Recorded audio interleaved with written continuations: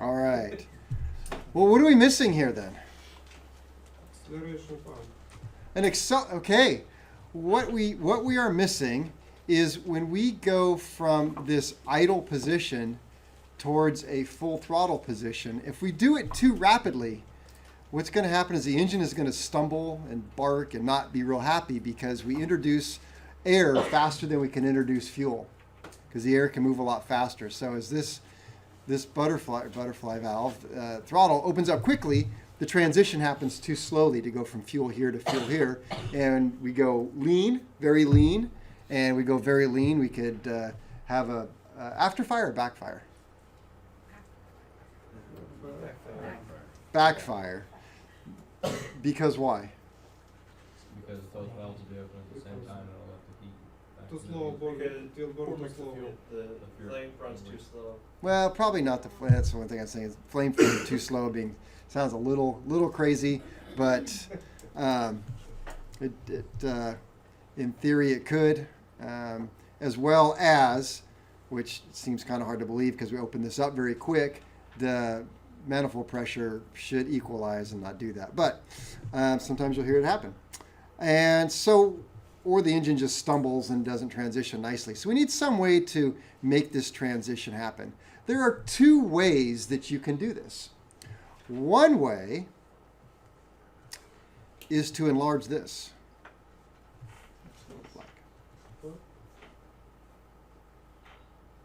Oh,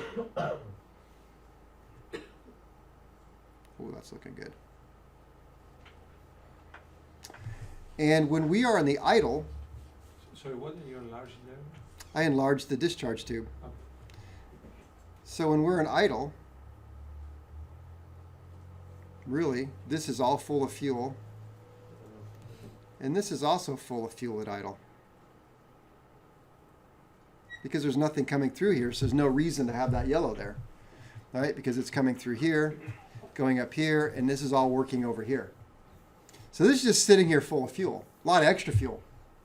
And so when I open this up rapidly, it sucks all of the fuel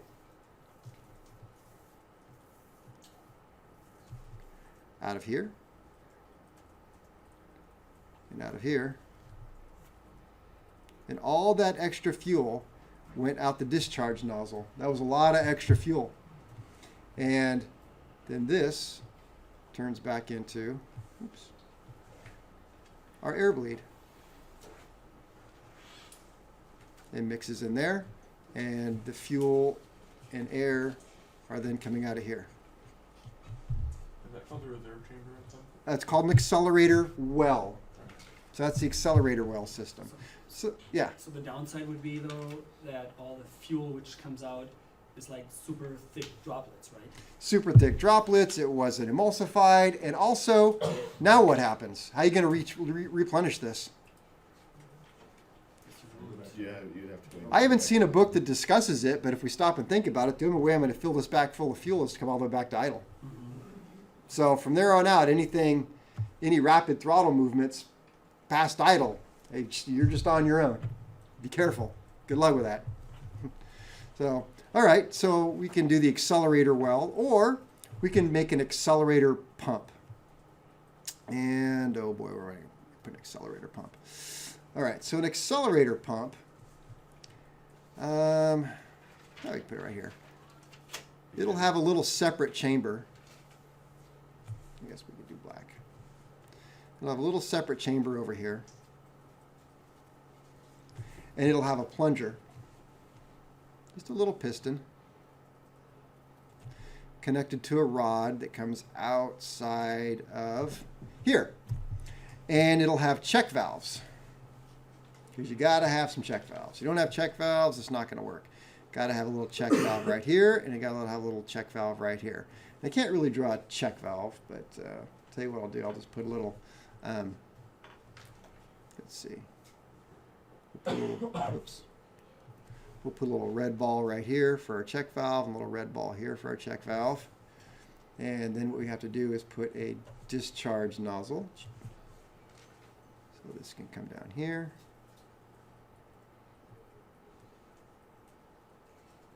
For simplicity, I'm just going to make one little line, and it's going to come right up in there like that.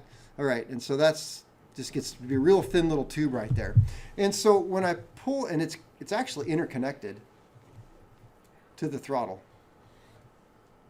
And my interconnection isn't obviously going to work well. But when I pull back the throttle to idle, it's going to pull the piston up and bring this to idle.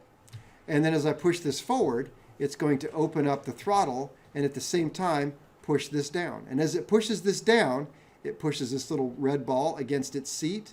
It opens this little red ball up and pushes fuel out and sprays it.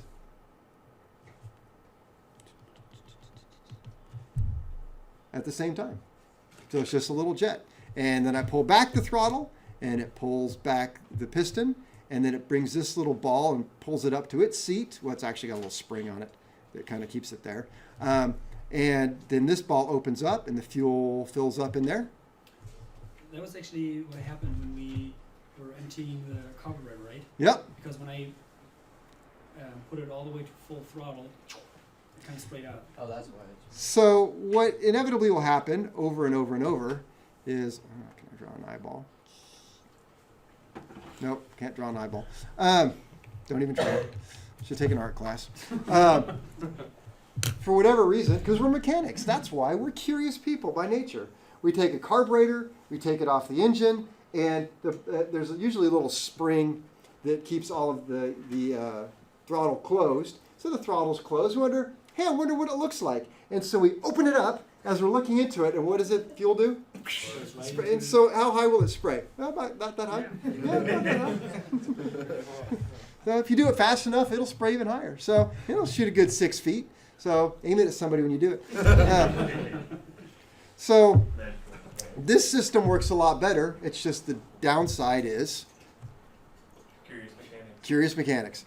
All right, this also has one great benefit, and you can use it as a primer. So, well, in the olden days, people would get in their car and they would pump the pedal a couple times.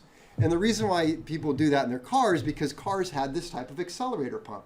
It would actually spray fuel into the engine, into the intake manifold, and it would sit there. And because cars have downdrafts, and so the air comes in and goes through the carburetor this way. We have what's called an updraft. It comes from the bottom and goes up into the carburetor. So if we spray fuel up, what it does, it goes straight up, it hits something, and goes straight back down. All right, and then it makes a little puddle, and then if you have any sort of backfire at all, it lights the puddle on fire. So you have to be very careful. So the way to do this is not to sit there and pump the throttle a couple times and hit the starter. While you're starting the engine, you can actually jazz the throttle real quick. You have to be careful. Real quick, it'll open up the butterfly, shoot up some fuel, and then you pull it back down, and the suction should pull that mixture through. So when I'm starting your guys' engines, your 290s that you've done, I'll kind of help you do that, and I'll show you. But you can't do it real slow. And, look at that, because you don't want it to start at max wide open throttle. See, it's just a quick squirt, get it closed. But you can use that to actually start the engine, and that makes it really nice. Kevin, so when you see guys doing that on injection systems, they don't know what they're doing. Yes. I see that guys in injection. Yeah, and we're going to dissect fuel injection units like this. You're going to laugh, especially if it's a Continental. You're like, what are you doing? And I've seen people doing that, and I didn't know.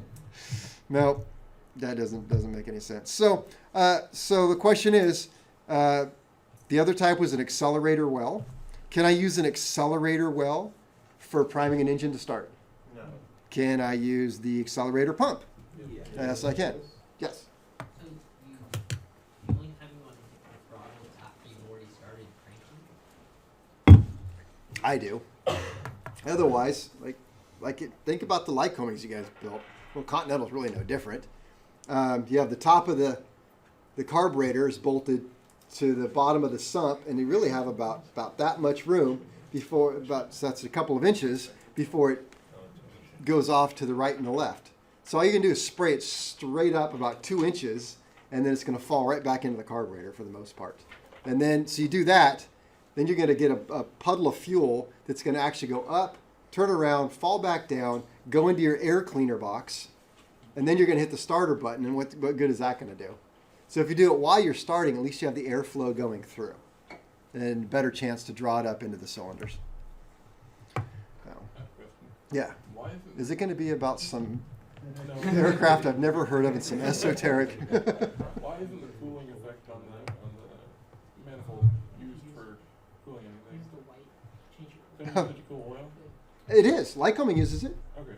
Okay, but it's a double-edged sword. So Lycoming uses the cooling effect of, and you guys were kind of surprised how cold the intake manifold. Freezing, Yeah, yeah. it's right about freezing. So so why not use that to do something? Well, Lycoming does. Lycoming runs their intake manifold through the pipes right through the oil, and the oil is surrounding it. So all right, so we're using that cooling effect to help cool the oil. But what is the oil doing to the air that's going into the engine? Heating it up. So less Heating it. compression. So Okay. so now you're heating up air. So now you're getting less power. So it does affect, so light homes would have less, all of the things being equal, less power because of the way that they route it than something else. In theory, yeah. So why did they tell you to not, to use either full carb heat or dual carb heat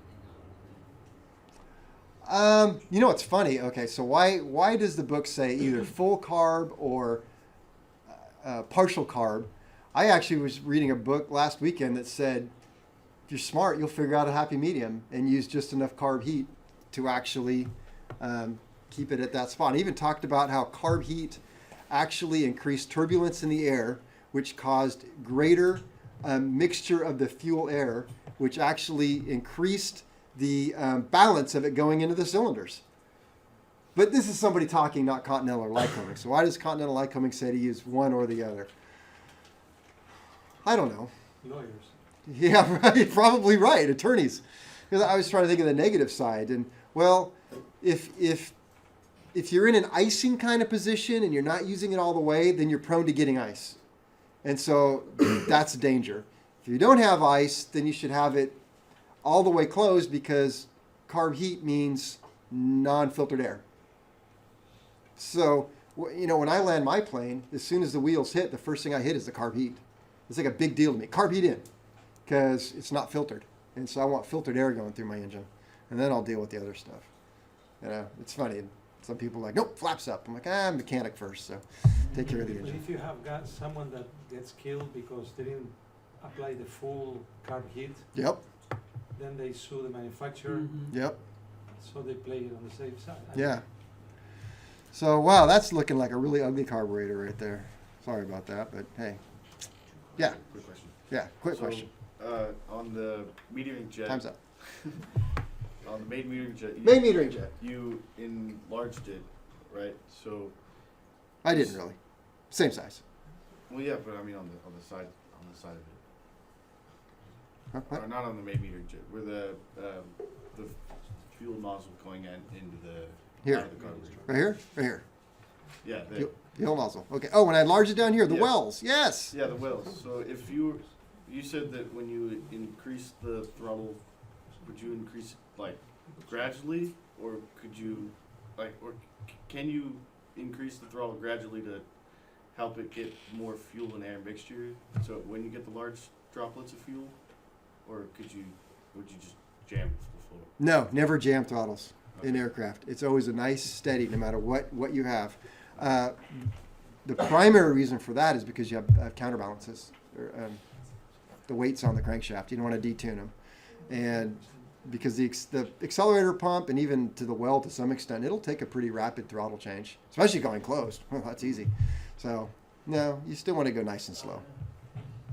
Yeah. Does the Lycoming 360 have weights? Which model? Just an A4? I don't think so. I don't think the A4 does. It usually has another designation, like an A1B6D. So it's an A1B. It's the 6, I think, is the one that tells you. I think. I could tell you if you really wanted to know. All right, should we move on from this? There we are. There's our carburetor. We have built a carburetor, and we can finally go home. When you show up to an actual airport to try to build it. All right. Let's see, where did we leave off here then? Excessively rich mixture that puts raw gas into the exhaust. I have no idea where we left it. Backfire, float carburetor. Oh, there we are. All right. So should we get back to some notes?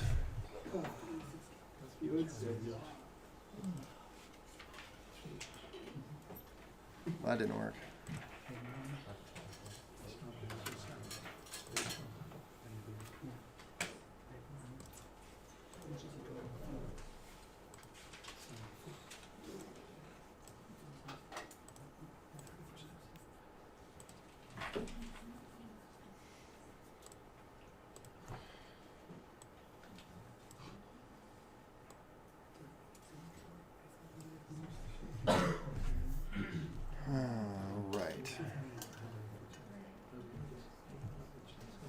So let's take some notes about the float carburetor.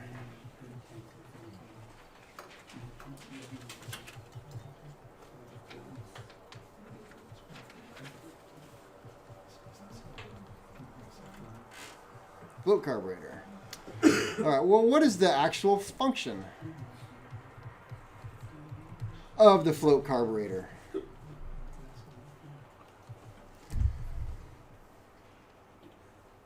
Well, it's got one purpose. What is that purpose? To apply air to the driving gas in the engine. Yep. To deliver a finely atomized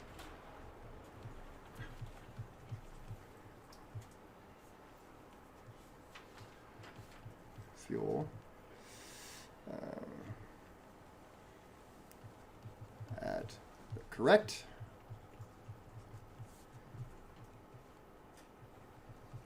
air to fuel ratio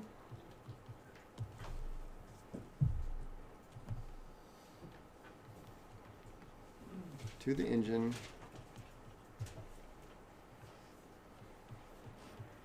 under all operating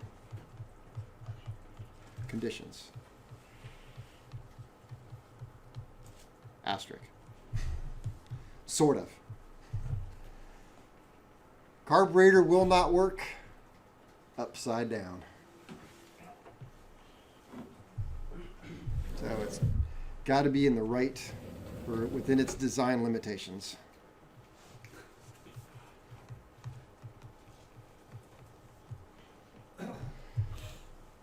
This is done by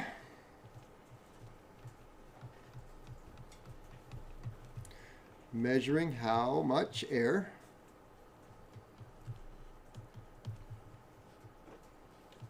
is entering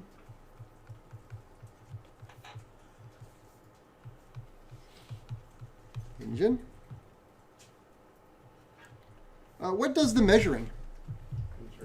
Well, Venturi does. That's its job. It's an analog computer, if you will. It measures the air. Is it measured by volume or by weight? By volume. What do you wish it measured by? Weight. Yeah.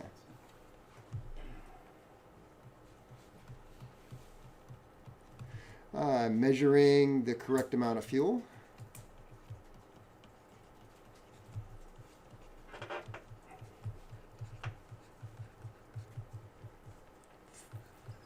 For good combustion.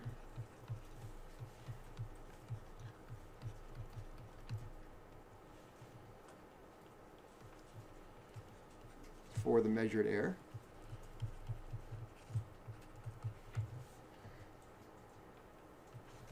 And delivering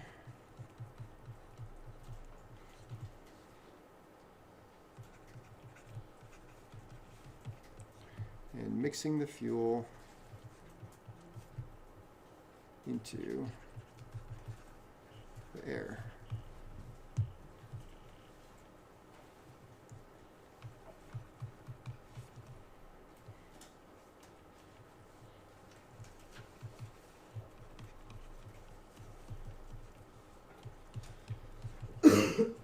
In the induction system. All right.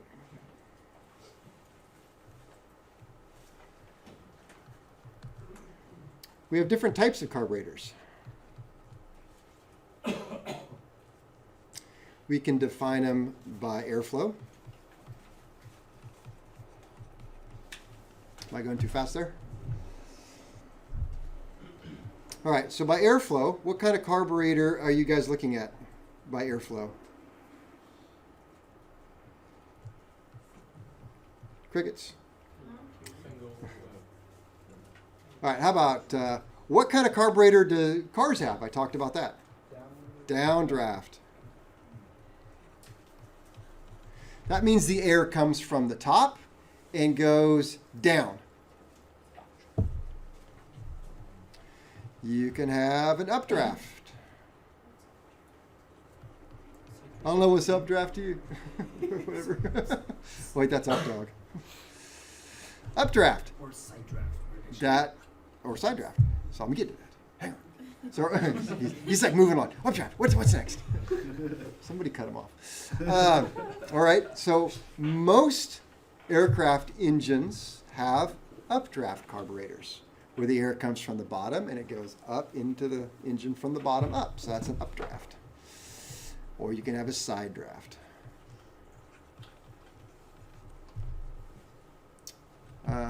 Most fuel injection systems are side draft, actually. Air comes in the side, but you can also have a carburetor where the air comes in the side. Lycoming does that. What they do is, so that the oil sump, instead of the hole being on the bottom, they put it facing the front of the, hey. That one picture, was that an updraft? Side draft. What kind is that? Try again. It's updraft. It is up because it's going to come in sideways, but that doesn't count. It's this right here. So it's going up that way. All right, and so, but Lycoming did a mount, so you can't really see it on this, where, like I said, the front of the hole was at the front of the oil sump, and so everything just came in that way. All right, so by types. Well, if we want to just use the word carburetor, we can also do it by operation. So if you say, well, I got a carburetor, I could say, what type of carburetor? You could say, well, it's on my airplane, it's an updraft. And I could say, well, what kind of updraft? You can say, oh, it's a float carburetor. And that means it has the little float in it. The kitty cat water technology, if we will. Or a pressure carburetor. Pressure carburetor is completely different. And we will be discussing those, I think, next week. So that's how we could define the different types. But then we can get into the different parts. How about by barrels? I don't think that float carburetors in aviation ever had more than one barrel. And what he means by barrel is really how many Venturis it has. But when you get into pressure carbs, they many, many barrels. And maybe some really old, you probably come up with some of the really old original ones, big engines may have had multiple, but I've never seen one. And we have some pretty large, like we have Strombergs. You can just look on top of the cabinet. We have a Stromberg float carburetor. It's that big. But if you haven't noticed, up on top of the yellow cabinets, there's some black boxes about yay big. Those are pressure carbs. They are big. All right, so a carburetor has two circuits. And so what do I mean by a circuit? Well, if we think back to electricity or think ahead to electricity, a circuit, it can have a landing light circuit and a nav light circuit. You can turn on your landing lights or turn on your nav lights. So it's two different paths for electricity to flow. So same way with carburetors. There's two circuits. And they pretty much, you have the idle circuit and then the not idle circuit. And that's exactly what I usually like to call it. I actually call it off idle. So there's idle and off idle. Do they ever work together at the same time? Yeah. They sure do when you're transitioning.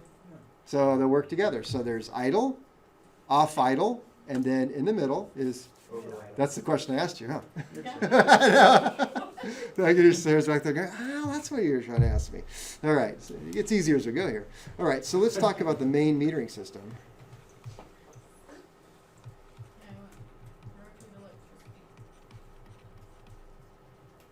Main metering system. Well, that's really one of the circuits. It's the off-idle circuit, if you will.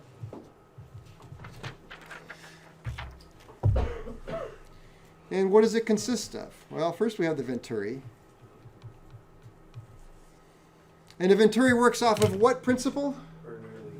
Bernoulli's principle. And what does that principle say? Air going into a convergent duct increases in velocity, decreases in pressure. Okay. And what do we care about mostly? Decrease in velocity. Decrease in pressure. And a decrease in pressure creates a suction.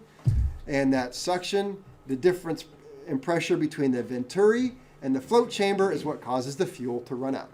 If the pressures of the air were the same on either side, then we would get nothing.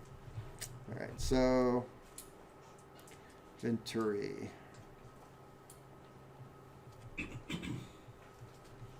It creates the low pressure,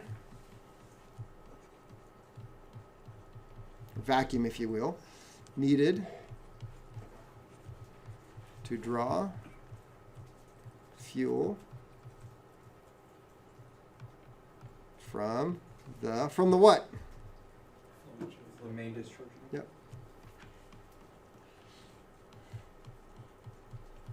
I heard float chamber. That would be also a correct statement because they're coming from the float chamber.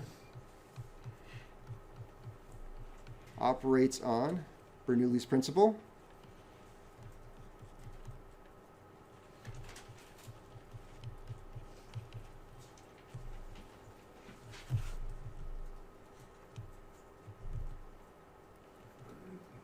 Which is as velocity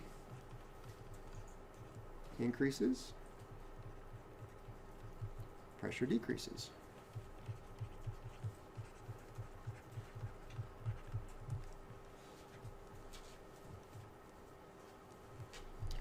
What else can we say? Well, it does measure that air. It's not just, hey, air goes and then you have low pressure. It's going to change as we open up the throttle. The more the throttle opens up, the more air is going to go through. The more air that goes through, the pressure is going to drop. The more the pressure drops, the more fuel is going to come out. And that's a good thing because we want, as more air goes through, we would definitely want more fuel, right? Okay, so the more air that flows.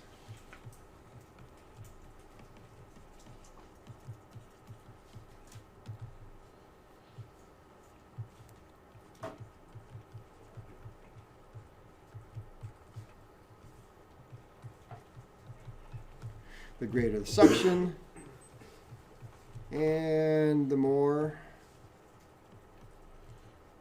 fuel is drawn out.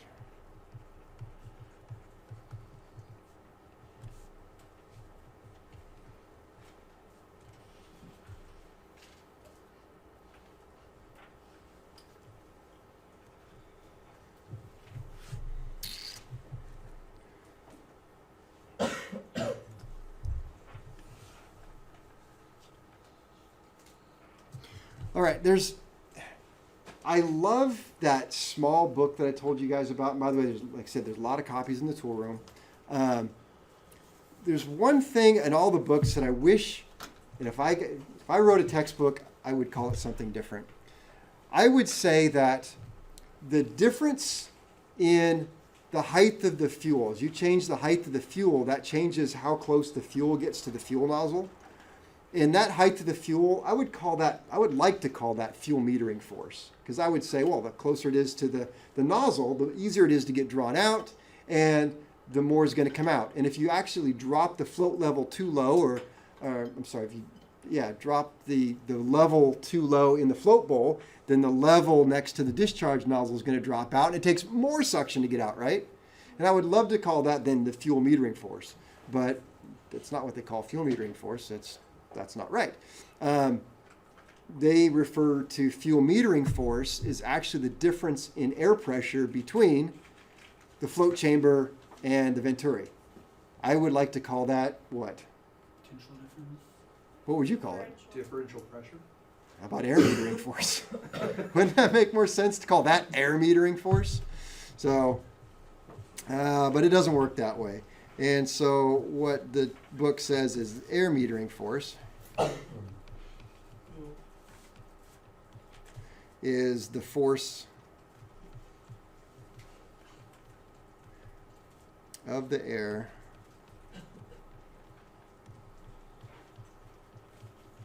through the venturi. At least that's the book I got it. And there are no FAA questions on this, so it's you're kind of safe. It's like, as long as you understand the principle. When we get into pressure carbs and fuel injection, there's an absolute fuel metering force and an absolute air metering force.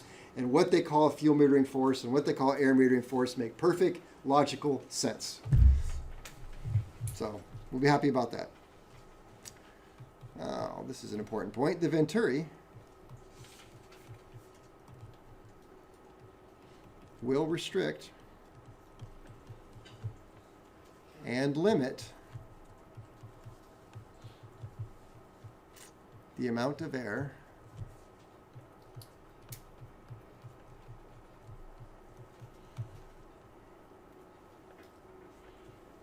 into the engine. So you will notice as you're going through the Stromberg project that there are many different engines that have many different venturi sizes. And the bigger the engine, the bigger the venturi has to be, because that is a choke point. And at some point, if your venturi is too small, that's a throttling device. It will limit the amount of air that gets in the engine, which will then limit the RPM that the engine can obtain. So the venturi has to be large enough to accommodate all the air going through it, but yet small enough that it actually causes a pressure drop and works with the discharge nozzle. So, but you have to remember that the venturi creates a drop. What else creates a drop? Air filter creates a drop. The corners that the air has to go through makes a drop. And the throttle plate, even when it's all the way open, creates a drop. So when you look at all those drops together, if ambient pressure is 29.92, we'll call it 30 inches. If ambient pressure is 30 inches and you go wide open throttle on your aircraft, you will not see 30 inches. At best, you will see about 29. Okay, good. So what's your Mac about that? You lose about an inch. Yes, and it starts improving once. It does improve once you start going. Somewhere in here I've got, I think about 6%.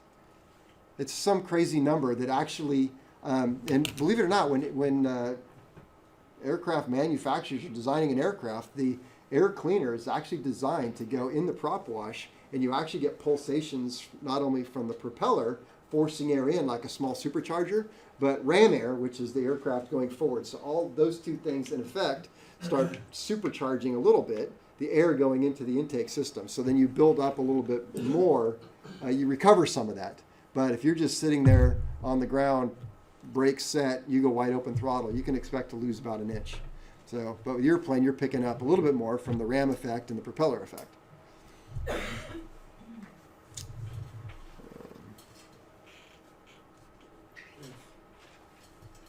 Is the restriction also the reason that you need multiple barrels if you do need multiple barrels instead of a bigger?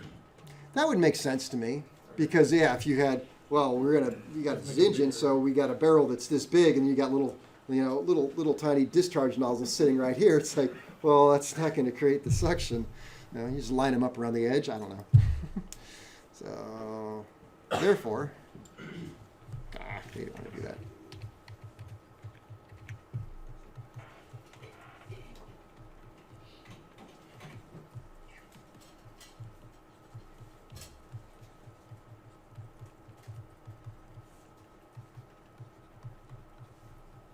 So therefore, the size of the venturi is important. If it is too large, what are we going to have a problem with? Too much. All right, okay, so bad suction. I'm sure there's a physics professor somewhere who's just cringing at my use of suction, but sorry about that. And if it's too small, Not enough airflow. that's right, they restrict airflow. All right. And we also have the main discharge nozzle.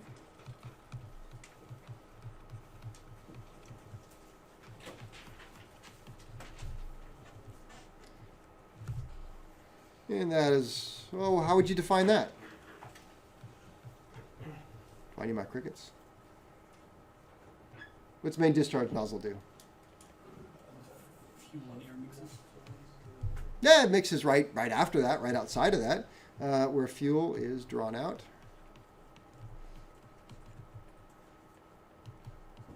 Into the air, entering the engine.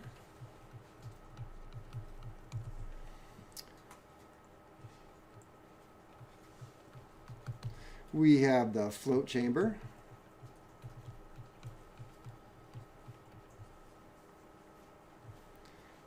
And that acts as a reservoir.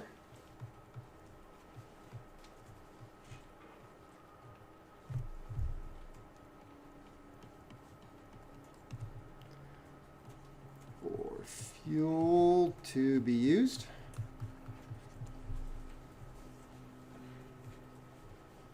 Has a very, another important point, it controls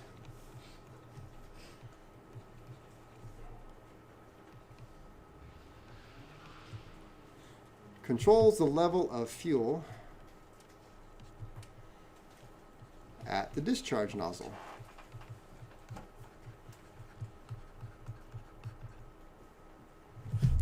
Well, first of all, if you didn't have that, fuel would just fill up and run out the discharge nozzle. And that would not be good.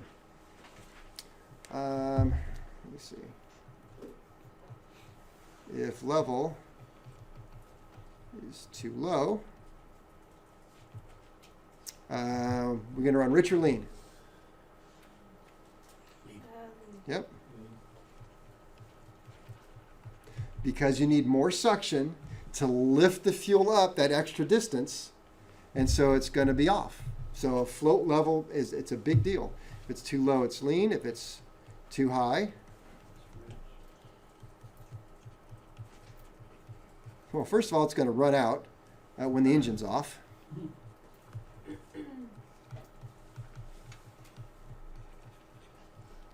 And second, it will run rich. So float level is very important. While I'm talking about float level,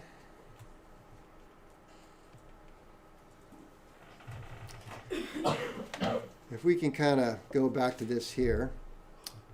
If my float level was too high, well, first of all, if I measure it, I'm going to measure it. It's asking you to measure from that parting surface to here. And if it said it should be 0.6 inches, and I measure that, and I measure it to be 0.5, does that mean it's too high or too low? It means it's too high. A little number means it's too high because I measured it at 0.5. So that means it was like here. So that's too high. So what do I have to do? You have to adjust your float. I have to drop, I have to adjust this area right here. Now in the Stromberg, this red part right here unscrews and it's got a little flange right here, and you can actually add washers and raise it or lower it. If I want to, in this case, I've measured it to be here and that's bad, and I need to lower it, what do I need to do to this seat? Lower it. Okay, so I need to, if I want to lower the level, do I lower the seat? You raise the seat. I raise the seat. It's the opposite. So if you kind of think about how this is working on an arm right here, what happens is it took too long for that needle to go in there because the seat's too low. So if I raise the seat, it lowers the, well, it must be time to go. I hear Brent's truck start. It lowers the level. But because this is not, it's on a fulcrum, and I put my fulcrum in the middle, but it doesn't have to be, it's not linear. So a little bit of change in the washers that you put underneath here equates to a bigger change in what really happens. And there's a ratio of that. Does anybody care to share the ratio? Okay, so it's 1/64 of change of washer Yeah. Goes 564. equals 5/64 change. So 1 to 5? Okay, what is the ratio? 1 The ratio is simply 1 to 5. If I change this by 1 inch, how much do I change the 5 inches? If I change this by 1 foot, I change the float level by 5 feet. If I change this by 1/16, I change the by 5/16. So the other thing is you're given a range in your manual, which is 3/32. 13, no, 3. 13, 30 seconds. That's it, 13/32. Plus or minus 1/64. All right, this part right here, that's for C students. All right? Because now we know that changing the float level has an absolute effect on rich and lean, right? So this whole 1/64th bit, that means you're too lazy. So that's what you're going for. That's the target. This over here that's not us. That's some other A&P school. So we do 13/32. Well, don't make this too hard. Measure your, Was that the example which I overheard with the Japanese cars and yes, Yeah. yes. Well, now I got to share because I don't want people to think I was racist. I read a long time ago a study where I believe it was Detroit. This is quite a long time ago, but they were building a certain transmission for a certain car, and they sent the same drawings to Japan and said, could you make it? And then when they tested it, they found out that the one from Japan lasted significantly longer, ran better, was just better in every way, shape, or form. And they called them up. What did you do different? He said, nothing. We just built it by the plans. Well, when they took it apart, they discovered that in Detroit, they were building it to the plus or minus a 64th, and they were going on either end of that. But the Japanese are saying, well, you said 13/32. That's what we made it to. We don't know what this plus or minus. Well, they know what it is, but we don't do things plus or minus. It's just that when you want it, that's what we do. We can, we will. So that's why I always try and do things in aviation. Hit the head. So don't make this hard. 13/32 is what in a fraction? Anybody know offhand?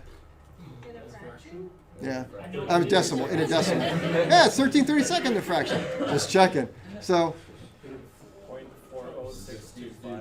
0.40625. That is right. And so if this is what I want it to be, and this is what I got, all I have to do is subtract the two, and I get some number. I don't know what that number is. We'll just round off and say it's 0.1. So the difference is 0.1. Well, we'll say it's got to be 0.4, all right? And the difference is 0.1. So do I add a 0.1 washer here? No. Nope. I simply divide by 5, and there's the washer size that I put. And that's the washer. Huh? 0.02. Yeah, thank you. Hit a 0.02 shim, stick it under there. All right, don't get so hung up on this project. You guys are like freaking out because this whole 30-second thing. There's nothing in the book that says that you can only get washers in 30 of an inch. It doesn't say that. Maybe it's true. It's been a long time since I did these, but I believe that that's not true at all. They came in thousandths of an inch, so they came very small. Got a whole pack of them. They're all different sizes. So make it so it's really quite simple. So I guess you guys are ready to leave, huh?